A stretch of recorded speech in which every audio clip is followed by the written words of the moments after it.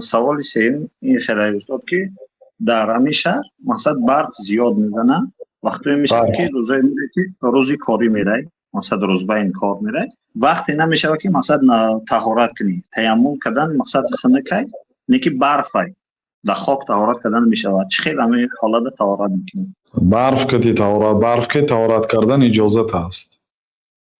پیامبر صلی الله علیه و سلم گفتند که گناه های ما را با آب و با برف و با یخ بشو. بنابراین علما گفتند که مادامی که آب نباشد و برف باشد تیمم کرده نمیشد. مگر هم تیمم اگر در آن حالتی که برف برای شما ضرر میکرده باشد آبی گرم نشود برف آب کرده گرم کرده طهارت کردن امکانیتش نباشد بعد تیمم میکنید.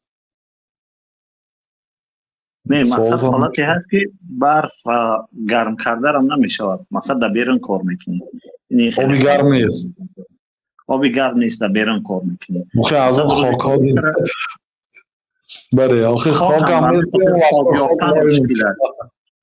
خاک هم مشکل میشه برف برای شما ارزان تر بگرده.